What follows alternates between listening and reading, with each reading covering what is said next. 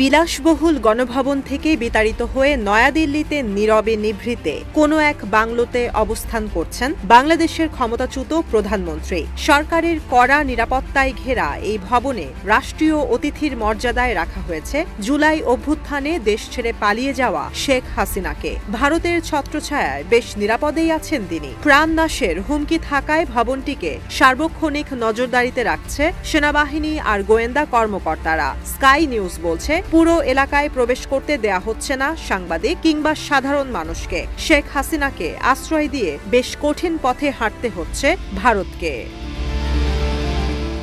অন্তর্বর্তী সরকারের প্রধান উপদেষ্টা নোবেলজয়ী ডক্টর মোহাম্মদ ইউনুস ভারত আর শেখ হাসিনা ইস্যুতে পড়ে গেছেন কঠিন পরিস্থিতিতে। শেখ হাসিনাকে বিচারের আওতায় আনার কথা কয়েকবার বলেছেন তিনি। ছাত্র আন্দোলনে সাবেক প্রধানমন্ত্রী শত বিক্ষোভকারীকে হত্যার নির্দেশ দেয় তাকে শাস্তির আওতায় আনা হবে, সেই প্রত্যাশা করছে পুরো বাংলাদেশ। গেল বছরের ডিসেম্বরে শেখ হাসিনার প্রত্যাবাসন নিয়ে ভারতকে চিঠি দিয়েছে বাংলাদেশের পররাষ্ট্র মন্ত্রণালয়। সেই বিষয়টি নিশ্চিত করেছিলেন ভারতের পররাষ্ট্র মন্ত্রণালয়ের মুখপাত্র রণধীর জয়সওয়াল, কিন্তু মন্তব্যহীন ছিল নয়াদিল্লি।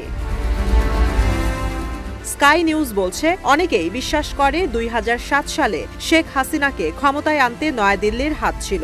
বাংলাদেশের দুর্নীতি, মানবাধিকার লঙ্ঘন নিয়ে বরাবরই উদাসীন ছিল নয়াদিল্লি। প্রধান বিরোধী দল বিএনপি কিংবা জামায়াতে ইসলাম নিয়ে বরাবরই ভয় ছিল ভারতের। নয়াদিল্লির বদ্ধমূল ধারণা ছিল শেখ হাসিনা ক্ষমতাচ্যুত হলেই সীমান্ত সংলগ্ন ভারতের উত্তর পূর্বাঞ্চল অশান্ত হয়ে যাবে। হাসিনার ঝুলিতে সব সমর্থন ঢেলে দিয়ে বিরোধী দলগুলোর সঙ্গেও বৈরিতা চরমে পৌঁছেছে ভারতের। শেখ হাসিনার একচেটিয়া আধিপত্যের সময় ভারতের সঙ্গে যোগাযোগ স্থাপন করতে বহুবার চেষ্টা করেছে বাংলাদেশ জাতীয়তাবাদী দল বিএনপি, কিন্তু হাসিনাকে নিরাপদে ক্ষমতায় রাখার সব চেষ্টাই করে গিয়েছিল ভারত। প্রধানমন্ত্রী নরেন্দ্র মোদী ক্ষমতায় আসার পর এই সমর্থন আরও জোরালো হয়।